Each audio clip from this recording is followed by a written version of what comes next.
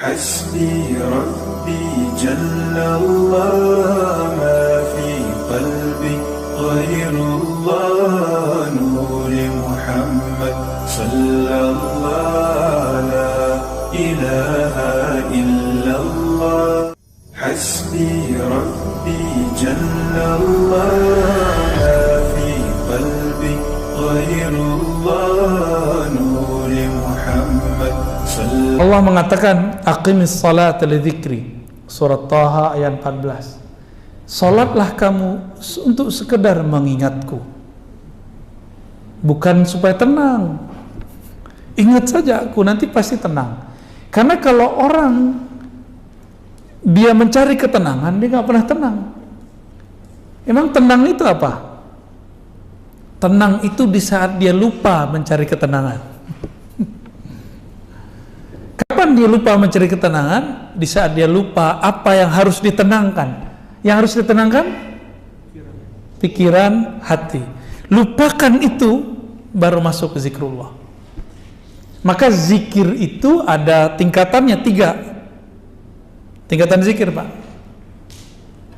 Pertama, zikir menyebut. Ya, ini tingkatan zikir nih. Kalau kita buat tingkatan zikir, zikrullah, ya.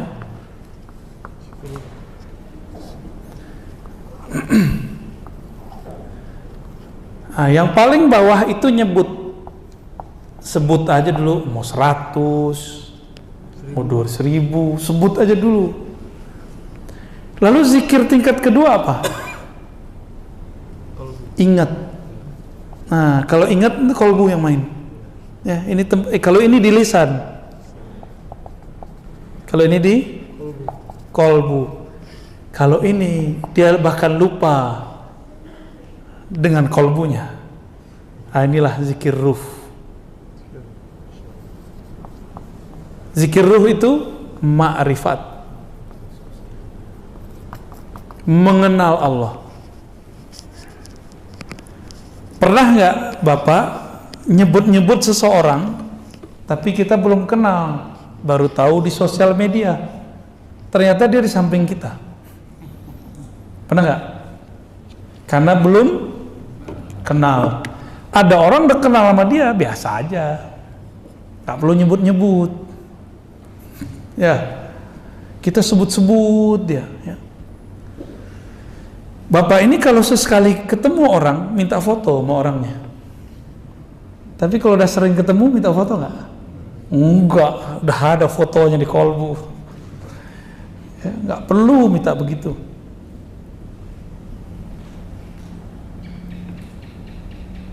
Nah, itulah modelnya, ya. Menyebut, mengingat, bermakrifat, mengenal. Makrifat artinya mengenal. Kalau sudah mengenal, Allah jauh nggak dari kita? Allah dekat apa jauh? Allah sangat dekat. Karena dia sangat dekat, dia nggak perlu disebut-sebut, dia nggak perlu diingat-ingat. Cukup dia dikenal, didekati, diajak ngobrol. Kalau udah kenal, ngobrol nggak? Tapi kalau belum kenal, berani nggak ngajak ngobrol? Sungkan kita, diem-diem aja kita sama dia. Maka zikir tertinggi adalah zikir mengenal.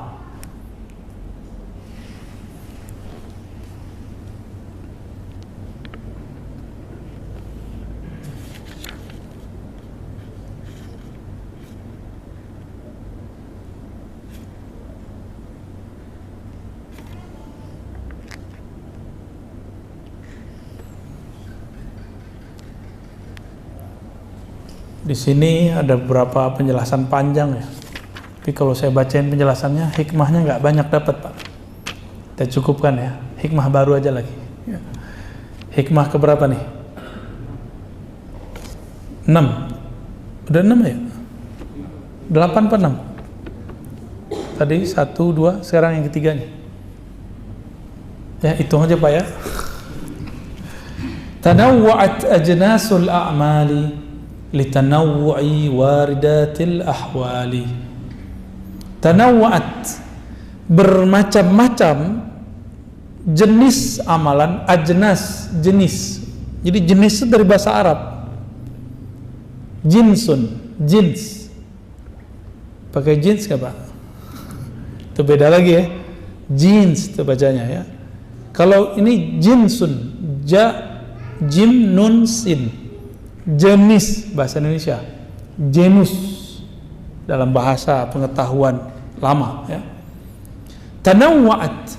Kenapa bermacam-macam amalan itu? Kenapa amalan itu nggak kayak malaikat? Malaikat itu yang sujud aja. Ada malaikat itu dia kalau ibadah dari awal penciptaan itu cuma ruku. Nabi ditanya, wahai Rasulullah, apakah zikir yang paling utama? Apa kata Nabi? Zikir yang paling utama adalah yang paling utama dibaca oleh malaikat di langit. Subhanallah wa bihamdi, subhanallahil azim. Yang tadi Bapak baca ya. Subhanallah wa bihamdi, subhanallahil azim. Jangan pakai terjemahan, pakai makna dari saya. Subhanallah, sungguh hebat Engkau ya Allah. Wa bihamdi, Engkau maha terpuji ya Allah. Subhanallah, subhanallah bihamdi, subhanallahil azim. Sungguh hebat Engkau ya Allah. Engkau maha agung ya Allah. Itu maknanya. Kalau kita menerjemahkan maha suci, kayaknya ada yang perlu disuci-sucikan. Emang Allah butuh disucikan? Enggak. Jadi terjemahan ini kan terjemahan masa lalu. Abad-abad tahun 1600, berarti abad 17 ya. Oleh Syekh Abdul Rauf As-Singkili, subhana itu diartikan maha suci.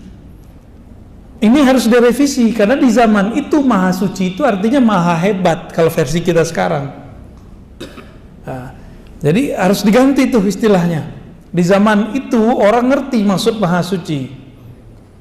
Di masa sekarang maha suci itu terjemahannya adalah maha hebat. Ya. Dari mana kita tahu?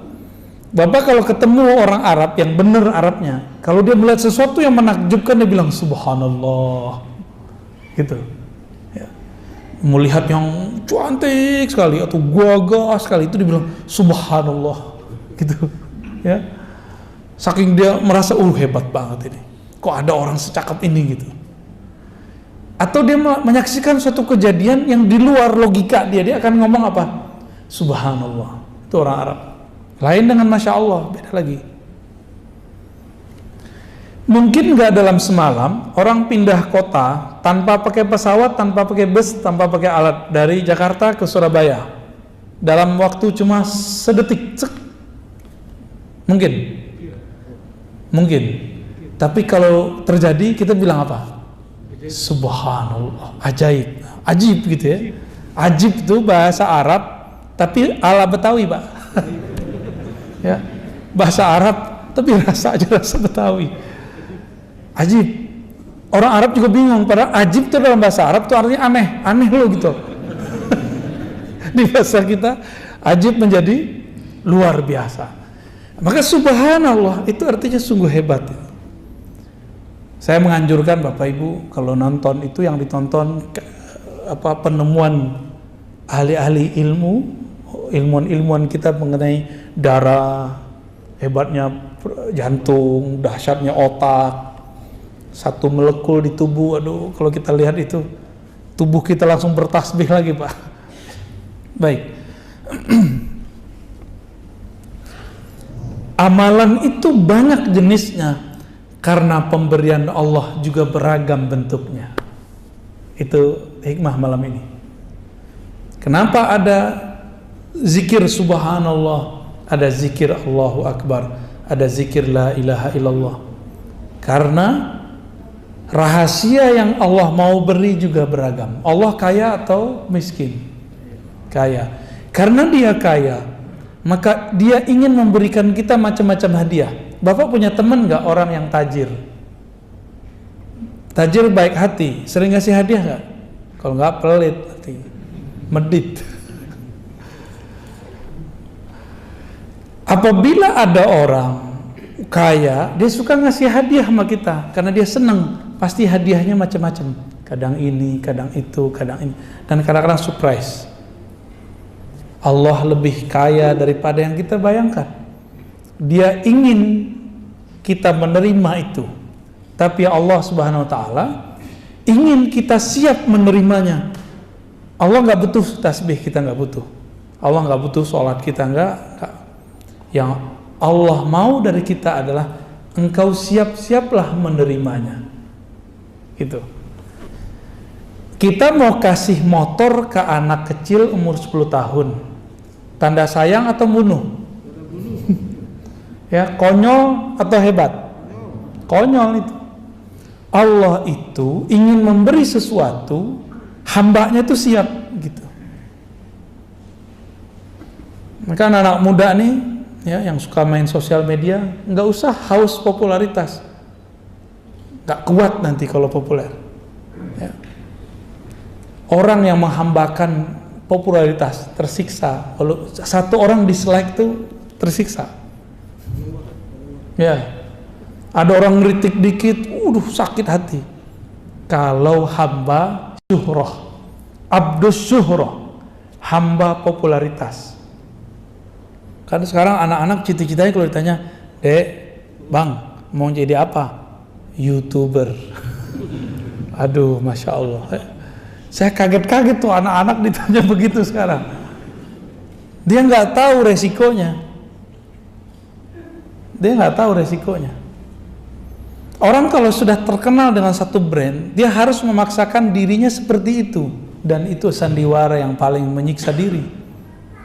Bapak tahu orang yang nyanyi pop yang umuran Bapak itu loh Pak? Ya, bukan yang di Indonesia. Kan ada tuh yang orang Palembang tuh, siapa namanya? Yang pernah di TVRI terus dipecat. Bukan, masih hidup. Siapa namanya gitu? Itu kan keluarga dia keluarga musisi segala macam. Itu terkenalnya ngepop, tapi di rumah ngedangdut Pak. Tapi kalau dia main dangdut di luar, itu merusak brandingnya.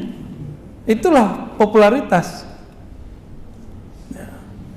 Saya dulu pernah diundang oleh seorang motivator bersama teman-teman saya. Kebetulan waktu itu kita ngurusin lembaga dakwah. Si motivator ini ingin mengajari ustadz. Nah, bayangin coba. Hebat tuh ya. Hebat bener ya. Ingin ngajarin ustadz nge-brand dirinya. Nah, kita tuh harus nge-brand diri ya. Oh, kita dengerin aja dia main. Nge-brand oke, bagus. Akhirnya ada yang nge-brand diri pakai warna baju. Ya kan? Ada kan ustadz dengan baju tertentu? Ya boleh-boleh aja sih Pak. Dulu ada rame tuh Pandawa 5 tuh ada kan? Yang nggak ada tuh Ustadz Petruk tuh nggak ada tuh. Macam-macam. Jadi mereka membuat branding. Itu pengaruh beberapa motivator ini. Saya tahu beberapa motivator ini menggurui si Ustadz yang sebenarnya Ustadz itu adalah seorang guru. Nggak sopan bener ya. Mungkin niatnya bener baik supaya Ustadz ini punya kualitas hidup yang setara dengan para motivator.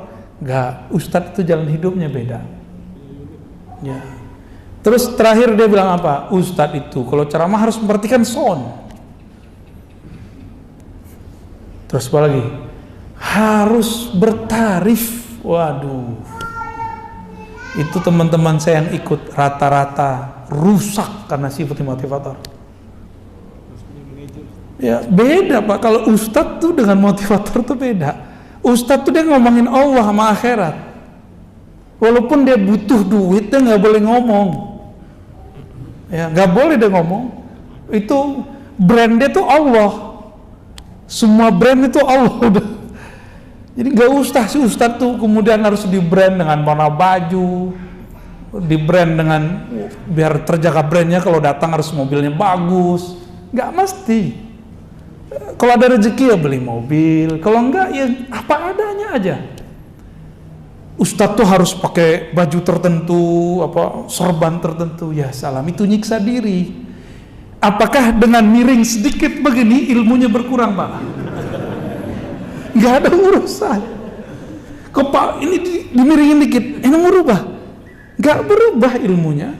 Kalau emang ilmu ada di dalam akan berubah. Saya datang ke sini pakai sarung, pakai gamis. Bapak karena udah kenal, Bapak biasa aja, ya kan? Karena saya juga biasa, Bapak biasa juga kan. Saya datang sebagai orang biasa, nggak pakai tarif-tarifan, Bapak santai kan. Kalau nggak Bapak deg-degan juga Pak, kita udah bayar nih, udah panjer nih, deg-degan juga. Maka di Quran, di surat Yasin itu jelas kalam Allah, ittabi'u man la yas'alukum ajra.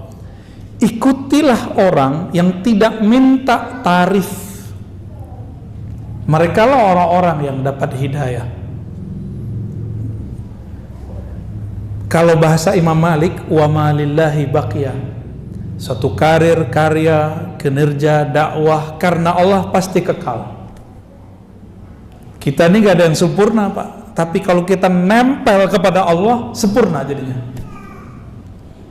Semua kita punya dosa, tapi kita nempel kepada ampunan Allah, kita diampuni oleh Allah. Salat kita gak ada yang bagus, tapi kalau kita nempel kepada ridha Allah, Allah akan baguskan salat itu. Ya. Hasbi Rabbi Jallallah, ma fi qalbi ghairullah, nuri Muhammad sallallahu la ilaha illallah. Hasbi Rabbi Jallallah.